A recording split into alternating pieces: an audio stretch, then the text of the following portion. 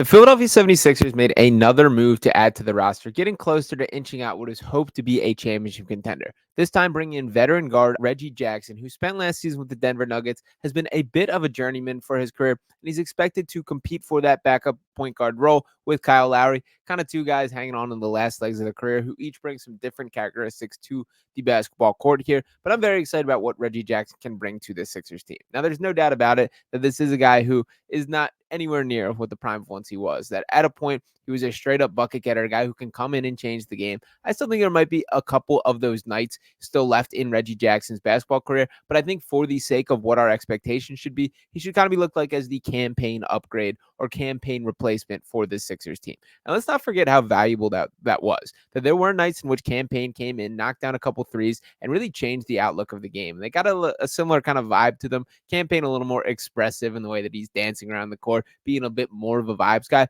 But Reggie Jackson cut very much from that similar cloth, and he is a guy who has been a better player straight up throughout the entirety of his career. It is also worth noting that he's a very close friend of Paul George, which is certainly a reason why he elected to come to Philadelphia, and that has been pretty widely reported or at least recognized in that regard. He ultimately was traded away from the Denver Nuggets, landed on the Charlotte Hornets, and reached the buyout market, which led him to being able to take a veteran's minimum with this Sixers team. So when you think about kind of the depth chart and how things are shaking out, that of course there's Tyrese Maxey, there's a bunch of veteran guards in the mix. Of course, Kyle Lowry, there is now Reggie Jackson, Eric Gordon going to be in that similar mix, although him cut more from the shooting guard mold. We know that they did sign Jeff Doughton to another two-way contract, and it should be noted that Daryl Morey said it at Paul George's introductory press conference today, that they plan on entering the season with an available roster spot rather than filling up the full 15, have a little bit of extra flexibility, and that also saves a little bit of money overall. So not a surprise. This was a similar tactic that they went last year, but I bring that up to say that that was the game plan for last year, that they had a extended period of time with an available roster spot, and that ultimately resulted in Jeff Doughton getting upgraded from a two-way contract to a standard NBA deal. It would not surprise me if that is the plan for this season as well. Although I would have think that would be much more likely if there was not this Reggie Jackson addition there. Now, the guy that I'm a little bit concerned that might get lost in the shuffle of things here, it is first round pick Jared McCain. Now, I understand that he is a rookie and this is a team with very clear championship aspirations from day one, but this is a guy that I think is one of the more ready to impact players of this entire rookie class. And I think this says a couple things here. For starters, that the Sixers don't want to be reliant on Jared McCain being a guy that must be in the rotation. It would be great if he outperforms some of these veteran guards and can prove that. But the other thing that I think is really telling is it seems like they're viewing him as more of a shooting guard type mold. Now, I can see it either way. He's kind of had an interesting trajectory as a basketball player that through the entirety of his life, he was a guy that is a true point guard. When you watch his high school tape, it's clear that like he kind of gets it from a point guard standpoint. He knows how to get others involved. He feels the flow of the game. He knows when it's his time to take over. Something that really popped off the page when watching his film. Now, when you look at his Duke tape, it's something that he played a completely different role. He was more of an off-ball shooter. He is a guy that knocked down three-pointers at a 41% rate, which if he can continue that to the NBA level, there's absolutely a spot for him. Another thing that really stood out when watching his films, I think he has some of the best shooting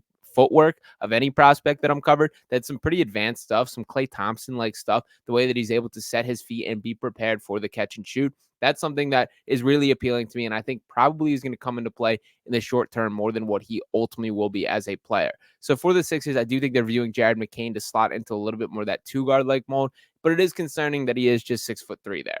And that's kind of the story with the Sixers team. That as great as this is, as much as I like each of these players individually, the Kyle Lowrys of the world, the Reggie Jackson, the Jared McCain, the Jeff Downs, this team is still lacking a little bit of size. And I understand the big fella Joel Embiid holding things down, and he can cover up for a whole lot of the weaknesses. And there is a guy like Paul George, who obviously has real deal size at 6'8" and is a pretty much ideal wing when you think about that. But then when you look at the Caleb Martins of the world and the Kelly Oubres, while they are gritty and I'm very excited to have them a key part of this team, they're not guys that are gonna have the size advantage on a night-to-night basis. And particularly when you think towards these teams that this Sixers team is going to have to beat, the Boston Celtics of the world, the New York Knicks of the world, that so much of those rosters are built around these positionless, versatile wings. And that is still my biggest concern with this Sixers team. That and, of course, the rebounding straight up, which ties right into the size there. But the bottom line is, I think this was an opportunity in which Daryl Morey saw Reggie Jackson available on a veteran's minimum. And that's simply too good of an opportunity to pass up, that he is far too skilled for that. And I think that says a lot more about this free agent market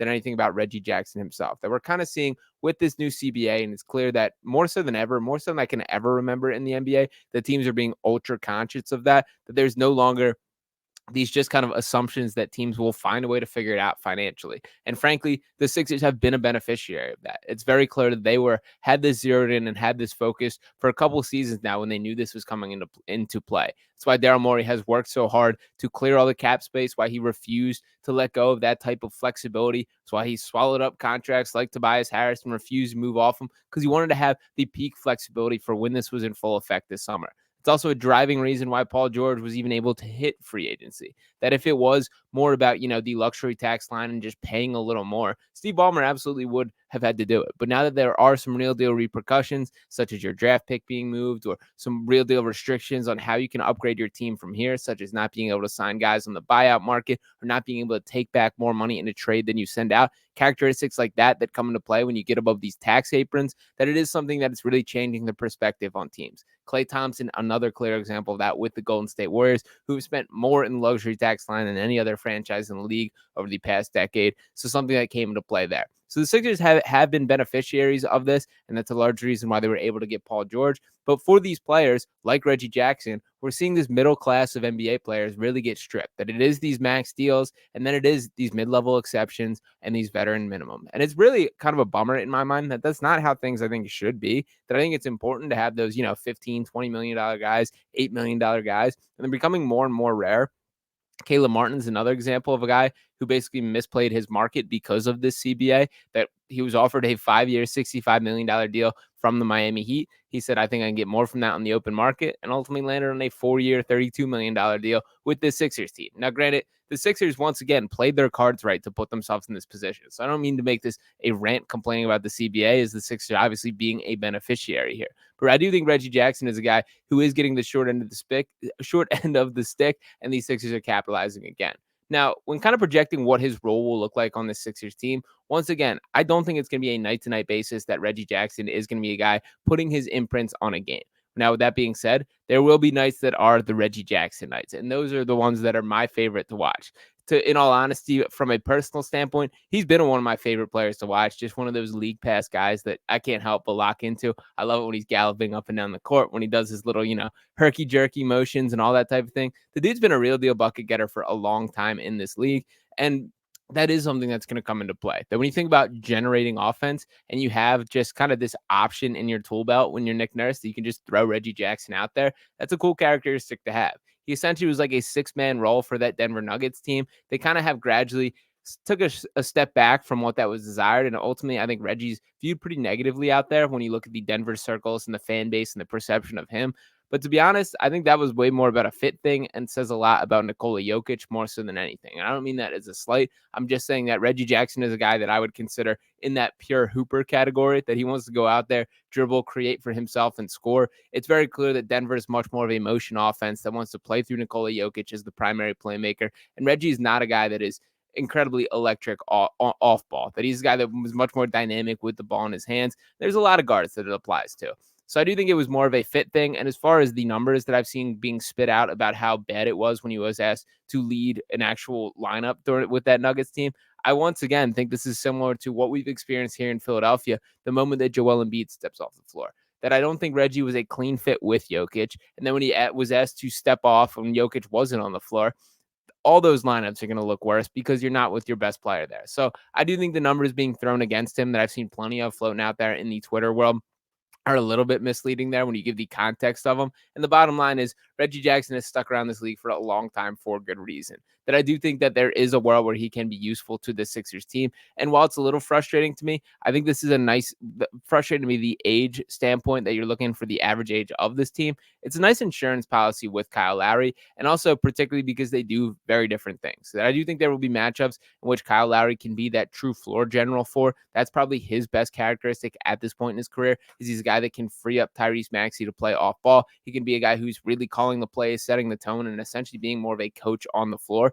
And he still scraps it up. We'll take some offensive fouls. We'll do all the little things on the defensive end as well. But that's going to be kind of Lowry's model. For Reggie Jackson, I think he's going to be much more of an imposing himself, be a little bit of a disruptor and a change of pace for that opposing team. So for Daryl Morey, I love this. I think this is another slam dunk move. I think this roster is shaping up to be very good. This now brings it to now there's 13 official full-time NBA contracts, as well as those 3 two-way slots are completely filled up with Jeff Doughton, with Jeff Dowden, David Jones, and Justin Edwards there. I almost drew a blank. But we do know that there is officially technically 2, but 1 that will be filled as far as a standard NBA deal at this point. Now, with that last slot does become pretty important in my mind. That this team absolutely needs to get a plus rebounder and a guy that can at least defend a little bit on the perimeter. I've seen a couple familiar names floating out there. Marcus Morris has absolutely been a positive one. I wish Mook was a little bit better of a rebounder than he is. He's a guy who I thought provided some really good minutes for this Sixers team last year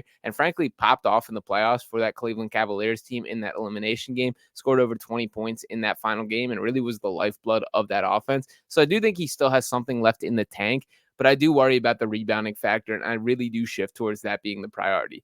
Chetty Osman's another guy that I've seen floated out there that I think would be a really nice connective passer to have, a guy that shoots the 3 at a pretty good level, but another guy with some somewhat similar defensive concerns there, although I would consider him better than Marcus Morris. Another familiar name that I haven't seen get a lot of traction, but I am intrigued by. What if they kick the tires on Robert Covington again? That honestly, I was really impressed with the minutes that he did provide for this Sixers team last year. I thought in that first handful of games when he was traded here, but then we do know this story with injuries that clearly caught up with him. That's going to be the type of decision that is going to need a doctor or a trainer involved before the Sixers are willing to give that a full go. But that archetype of player, a guy that is a versatile wing, a guy that can guard on the perimeter and still be a high-level rebounder is something that's really appealing. So if you can get the sign-off from a doctor and you add Robert Covington as that final slot, that's something that I definitely would be in on from the Sixers perspective. But I understand the risk may be bigger than the reward in the eyes of the organization at this point in time. And let's not forget that there are still some moves to be made. And that was made quite clear at the press conference today. That was the beauty of signing Paul George, that yes, you're committing a ton from a financial aspect and from a salary cap standpoint, but you keep your draft picks in check. You sign KJ Martin to this balloon contract, which is easy to move. There's a lot that they can still maneuver from here. So while this roster is more or less a finished product at this point, I do expect Daryl Morey to be ready to tinker. And once again, the message that has been clear from Daryl Morey is a lot of the hesitancy for pulling these deals in the past was to ensure that he had the flexibility for this summer. That is no longer an issue. It's very clearly could not be more evident that the Sixers are in that all-in championship window. So I expect him to have a little bit different approach when he steps up to that negotiation table come midseason. So we'll see what happens from here. But another hat tip to Morey to adding to what has always been already been an awesome offseason. Reggie Jackson is a guy I think will get his fan base pretty rapidly here in Philadelphia. I guarantee he's going to be one of those bench guys that Sixers fans absolutely love. He reminds me a little bit of like a better Shake Milton that I could see as well. So I think teams are going to cling to that as well. People will enjoy watching him play. He is a guy that is a hooper, is fun, and can catch fire. So welcome to Philadelphia, Reggie Jackson. Appreciate each and every one of you guys tuning into this video here. Make sure you're smashing that subscribe button and dropping a like if you have not already. I'll be talking to you next time right here on Pixel Media. Peace.